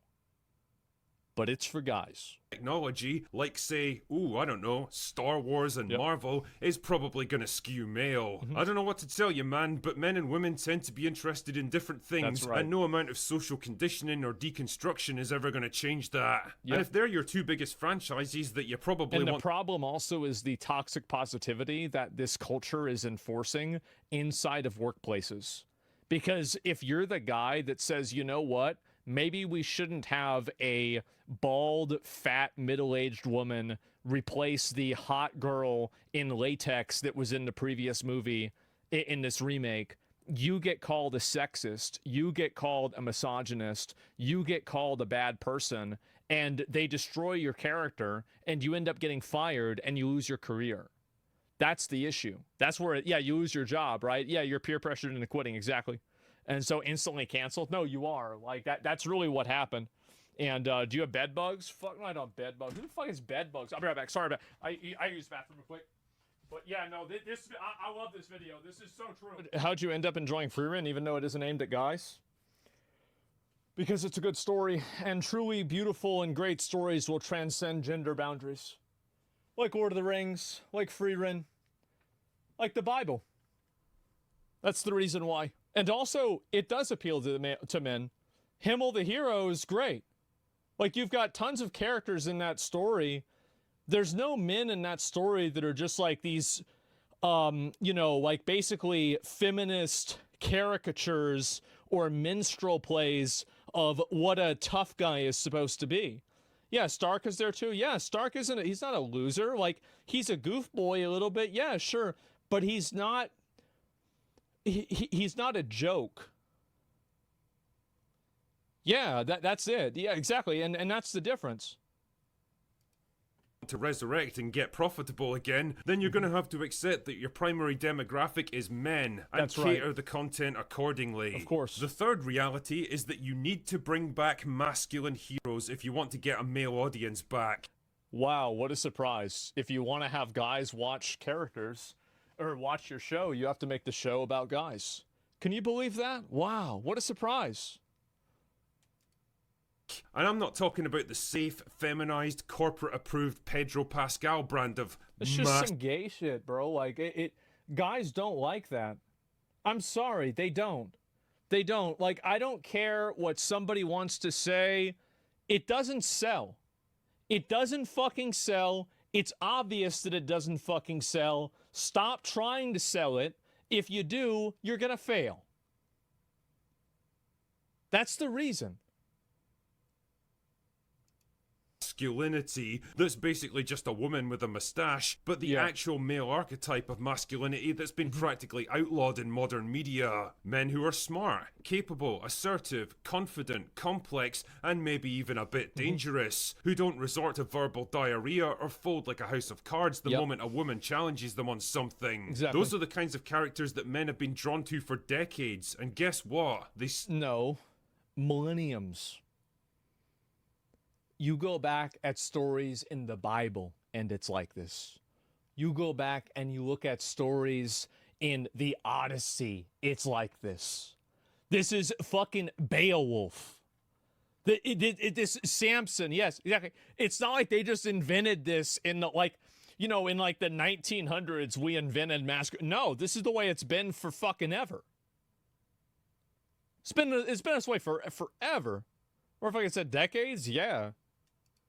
Still are. Nah, and no it's amount been of a while. guilt-tripping or toxic masculinity bullshit is ever going to change that. The fourth and final reality is that everyone, men and women both, are fucking sick of girl bosses. They are, without a doubt, one of the most obnoxious products of modern culture. They've ruined practically everything they've been crowbarred into, and they have... And I think behind every girl boss is a fat feminist writer with a nose earring.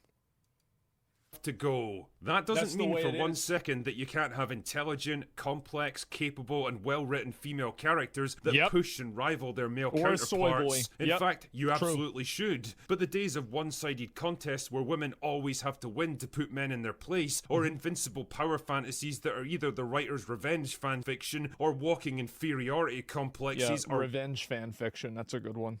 Well and truly over. Women don't relate to them, and men, particularly young men that have been force-fed a diet of this crap for most of their lives, are actively repulsed by anything that has them in it. Now, all of this stuff probably... Yeah, to me, whenever I see a character like that, there's a lot of things in video games, so, this is a good...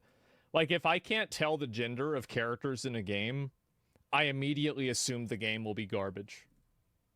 Unless, of course, this is something like Pokemon. And then I hope you're not able to tell the gender of the characters. But otherwise, I do. And again, it's because nobody wants to see this. Nobody wants to see it. It's weird. Dark Souls, Gwendolyn. So you're talking about like one character that's imprisoned at the bottom of Anne Orlando because his dad thought he was a femboy and his dad was embarrassed about him? You're really trying to use that as the example? I think you're proving my point. Yeah, there's one boss. It seems completely obvious and common sense to you, but fuck me, it feels like common sense is in short supply in Hollywood these days. But I think the big takeaway from all of this is that men as a demographic are not all that difficult to please. Treat them with a bit of respect. That's the crazy thing, is that it's actually like it's so easy to get guys to watch something. It's so easy to get guys to be interested in something. Why is it that you have to reinvent the wheel every time? What was this here? And that you were tired of the same female characters getting made fun of, then they turn to a green giant creature and scream no? Well, I don't know about that. I never watched the fucking She-Hulk. I mean, it was just, why would I watch it? It wasn't made for me. Why would I watch it? Give them the things that they enjoy, and you'll be surprised how quickly they come around. Garbage. On the other hand, ignore and attack them, and well, I think we've seen where that road leads. Yep. Anyway, that's all I've got for today. Go away now. Fucking based. I love this video. He's completely right. Yes, the entire film industry, and especially the corporate film industry, has spent the last decade demonizing, delegitimizing, and caricaturing men as being retarded, and now men don't want to be told that they're retarded. What a surprise. What a shock. Give the video a like. Critical Drinker, I think he's fucking great. So yeah, there it is. And you should watch K-Pop Demon Hunters. I don't know what the hell that is. Doesn't really matter how much we talk about it. Disney doesn't listen. It doesn't matter if Disney listens. That's the point that you're not getting, is that even if Disney doesn't listen, it doesn't make a difference because there are so many other people out there that are. So it's the same as Blizzard. Oh, wow, Blizzard bad, Blizzard bad. You don't need to play Overwatch anymore. You can just go play Marvel Rivals. You just play another game, and now everybody is just doing that instead.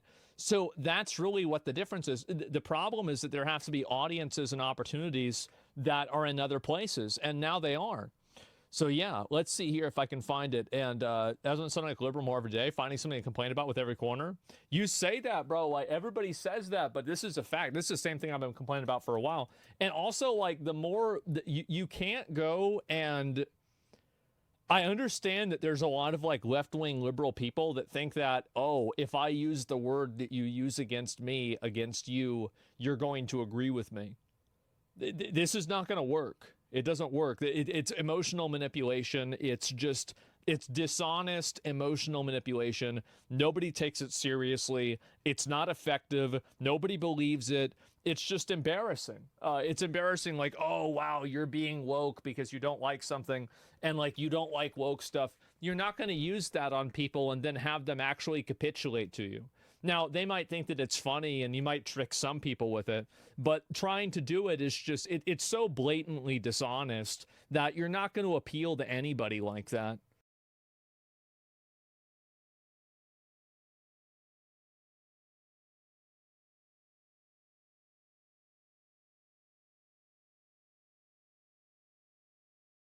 Who would have thought, and this is why these people are going to lose. It's because they view other people flying the flag of the country that they live in as being a problem. I'm sorry, but that's a really, really, really bad principle to stand behind. It's not. It's not a good one. Here we go. Operation Raise the Colours. I'm sure you've seen it by now, but the English flag, or in some cases the Union flag, is being flown on streets up and down the country, absolutely everywhere. And it is a beautiful sight. I cannot fucking believe we are actually having this V for Vendetta shit happen right now. This is insane.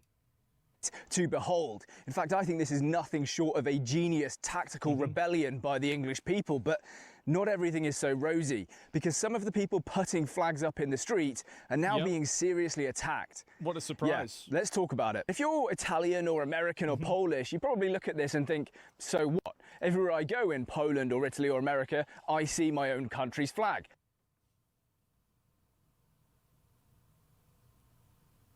He doesn't know.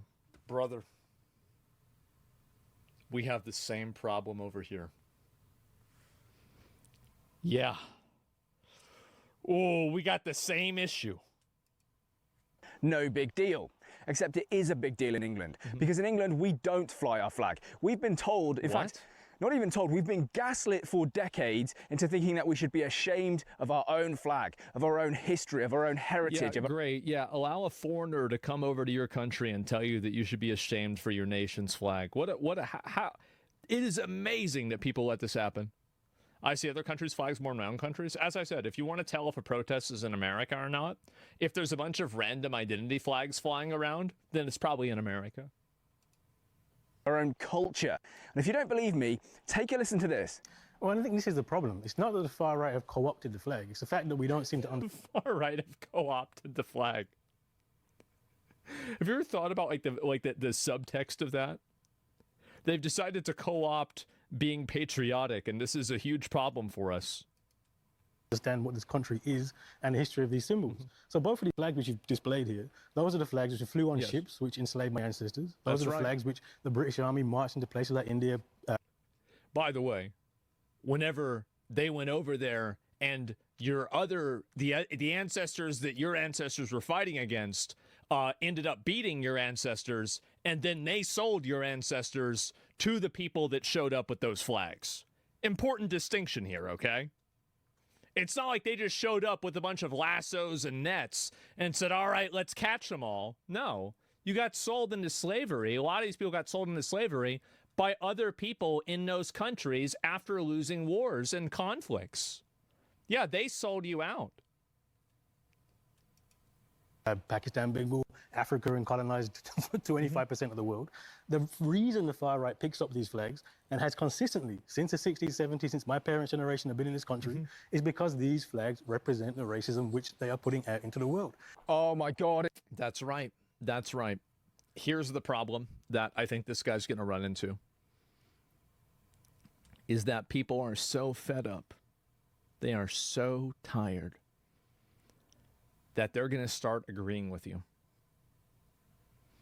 And you better be worried when that starts happening. Because I think it's going to be pretty damn soon. It's so boring. We get it. You don't like the English flag. You don't like English history, and it's not much of a leap to... Exactly. Like, they don't like the history of their country. As if any country in the world has, like, a pristine history where it's never did anything wrong. You think China's never done anything wrong? Russia's never done anything wrong? The United States has never done anything wrong? Like, any of these, Zimbabwe has never done anything wrong? These people want them. These people want to demoralize I guess the British people here by making them feel like there's a generational guilt that they have to undergo in order to, talk about their own country. What did Sweden do wrong? I don't know. Didn't they just go and fucking attack a bunch of different random places in Europe? Are you saying wrong was done? Yeah, of course slavery was wrong. That's why we got rid of it. And you know what's pretty funny? Is a lot of the countries that, in Africa, they still have slavery. We don't have slavery here anymore in Europe and in America. It's gone. So you want to find actual slavery, go back there. They still have it. That's the difference. Jim, you also don't like the English people. And that is the tactically genius part of this movement, because it's forced people like Kahinde to say that... It's like, oh, it's Muslims doing it, blacks doing this. No, everybody did slavery. Everybody enslaved everybody. This happened constantly. White people do not have a monopoly on slavery. Muslims don't have a monopoly on slavery. Black people don't have a monopoly on slavery, and neither do Asians. We all did it.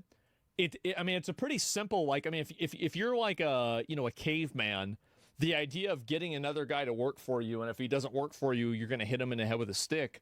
Like, this is a pretty easy idea to come to, right? I mean, it'd be easy for you to come to this conclusion. So everybody did this. Quiet part out loud. They really don't like us. And this shouldn't surprise anyone. Kahinde Andrews wrote a book called The Psychosis of Whiteness. And then he had... Oh, God. has the gall to go on live TV and lecture us all about racism. Imagine if I'd written a book called The Psychosis of Blackness. Yeah, so listen, Kinde, if you don't like it here, if you don't like our history... Get the fuck out of the country and leave. Our flag, our people, then leave, because nobody will miss you. Go. I mentioned at the start of this video that it looks like some of the guys putting flags up are now being attacked whilst they do it. A few nights ago in York, the police were called to an altercation between some allegedly Pakistani men and some English guys who were flagging their local area. Now, I don't know the full details of that story, but it just doesn't really surprise me. And then last night, apparently one... Go where? It's not my problem. You don't want it, you don't like it here, get the fuck out. Like, it's not my problem. If you want to sit here and complain constantly and act like the country that you're living in has a generational guilt, then go back to where your original country is. Like, it's simple. It's not my problem. One guy had a petrol bomb thrown at him whilst he was in his car. Yeah. Move your car, bro. Move your car. It's hard to say. Like, if I see a video like this, it's hard really for me to have an opinion on it because I only see like the aftermath. It's hard to know what happened leading up to this. Petrol bomb. Move the car, bro. Putting flags up, got petrol bomb. Yep. Why are people such cowards using weapons? Fucking cowards. Well, because they want to. Bastards, mate. What do you think about this, mate? No comment. No comment. It's a bit weird. Huh? We're impartial. Impartial? He's just been petrol bombed. Hey! Hey! Hey! I mean, you shouldn't be expecting the police to, like, you know, go and be on your side. Like, as long as they're investigating it, like, the police don't want to get politicized in that way. It's fair. Out! That's filthy! Yeah. Out! Annie! They can't? Yeah. Gonna have to film that again now. Uh-oh. Let's try that again. So I'll show you that clip just because I know that even though the guy did get a little bit hurt, he's in the care of the police and the paramedics, so he's going to be completely fine, right? He's going to make a full recovery. No. I think the moral of the story here is if you're going to go out flagging your local area, go with friends. Don't just be an easy target for people who want to give you trouble, who want to give you grief, right? Go with some friends. There is an interesting part of that clip as well. Towards the end of it, the police officer says, oh, we're impartial, we're impartial. Yeah, but you're not, are you? Because I've seen footage of you actively trying to stop people putting these flags up. Hey, they're trying to wrestle us. Hey, we're wrestling with the ladders with the police. This is such a bad look. Oh my God. That the police are trying to stop people from flying the flag of the country.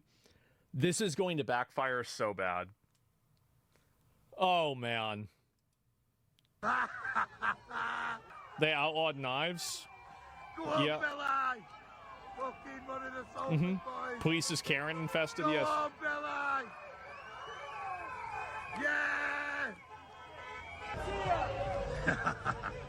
Wow. Fucking this country's quality, fucked. One of my mates, that. No, it's not. He said, what? Yeah! Good!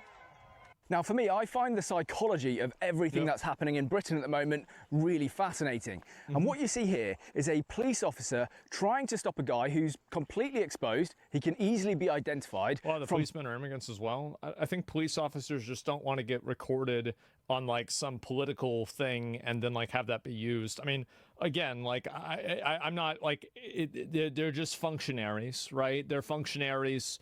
And they're doing what they're told in a lot of cases. Like the individual officers that are showing up to these cases aren't the ones that are making these decisions in the first place.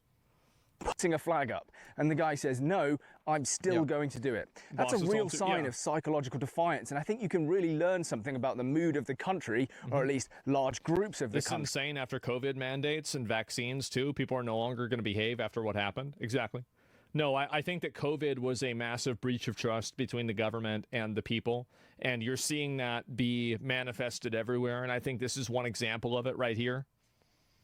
By looking at these localized incidents. To me, that's really interesting. Maybe to you, that's really boring. Maybe that's one tiny little event that happened in the middle of nowhere. I find it interesting. Anyway, enough armchair psychology. Let's check in with the BBC. Somebody says Queen Elizabeth II wouldn't have put up with any of this bullshit. Really? Because she's the one that was in charge when all the bullshit happened. She died like 3 years ago. This has been going on for 30 years. It's her fault. And look at how they're coping with all of this. Roundabouts vandalised to look like St. George's flags. Okay, meanwhile, rainbow zebra crossings appear in resort.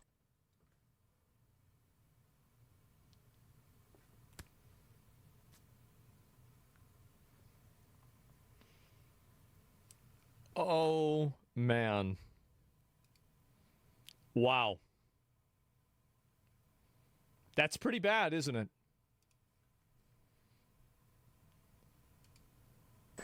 Interesting. Now, look, I understand that there is a salient Perfect difference comparison. between these two events. The Absolute fucking S-tier comparison. Rainbow zebra crossings were no doubt approved by the council, whereas a proud Englishman painting the flag of St. George on the roundabout, that was not approved. Yeah, and yet, but would it have been approved? Probably not. Then ask yourself why, and you can see the reason why they're doing it like this. ultimately, they are the exact same action, but the BBC has chosen to criminalise the Englishman using their language and their words. They could have just as easily written English flag painted on roundabout, but they chose not to. And so you can just get a sense through the language that the author is using that they hold contempt for the English flag and the English people. Whilst technically what they're saying by the letter of the law is probably true, it's ultimately a completely harmless act. Well, it's also, the thing is that, I mean, vandalism isn't necessarily good, but the issue is that these permits are being given out for these identity groups and for these minority groups. But let me ask you the question. If the people that wanted to paint the roundabout like St. George's flag or have a, you know, commemoration of the flag there, do you think that that would have been approved by the city council? Do you think that would have happened? No. It's because they've become occupied by people that are weaponizing their laws and their rules against them. We know that, right? It's not going to do any damage. It's not going to stop anyone going around the roundabout, is it? Of course it isn't. Let's put this all into a little bit of perspective because, yes, right now people are flying the flag of St. George up and down the country. But for a very long time, people have been flying a different flag across England, the Palestinian flag. And when I talk about this, I'm not making a point about Israel or Palestine because I actually don't care. I'm an Englishman, this is England, and Israel and Palestine are not in England. I don't care. My point is about the flags and the response that the... By the way, I know there's a lot of terminally online people, but this is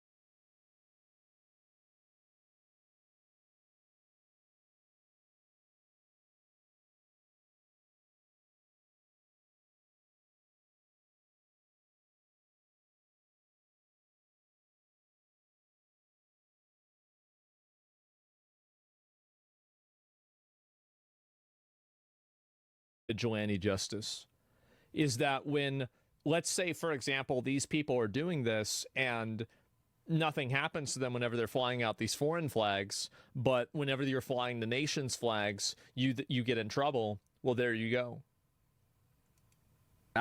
One Scottish guy made a video complaining that his entire street was plastered with these Palestinian flags, and the police came to his house and arrested him at 4 o'clock in the morning. I'm not even joking. Here is the video that got this man arrested. Just come along Bethnal Green Road this morning, and this is the kind of that's going on. Yeah. So there's a look at this. Yeah, you see it? And then over here at this one, we've got this crap going on as well. Yeah. And then we come along to this pole here, and they've then done the same crap here. It's crazy the level of entitlement that these people have, that they think they can come to a completely foreign country and start flying their own flags of some other foreign country. Oh my God. Can you believe that?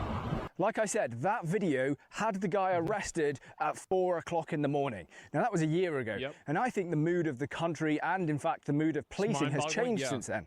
And the reason it's changed is because the English people started to stand up for themselves. They started to say, no more will we just be bullied and thrown around at will, okay? We're going to start fighting for... I think that once these people get in control of the government, they need to put everybody that was okay with this in jail. That's what I would do. It's because these people have actively tried, they've effectively committed treason. They've sided with foreign powers, foreign interests, and foreign countries over their own, and I would put all of them in jail. It has been an ongoing insurrection for seemingly 20 years. That's the definition of an invasion force? Yeah, of course. This is literally CCP Act, arrest anyone who's different.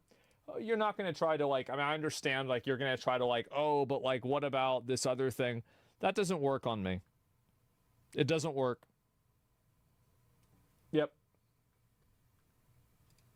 Our own existence, and that's why the mood towards us has changed, why it's softened, because we're finally showing a bit of goddamn strength. This is England. We are English. If we want to fly our flag, we have every right to do so. Now, some people will want to say that this is an insignificant thing, but I really don't think it is. As I said at the start of this video, well, it will become bigger over time. I think that's what happens. Things like this start small and then they become bigger. I think it's really clever. It's forced our opponents to make a whole bunch of errors.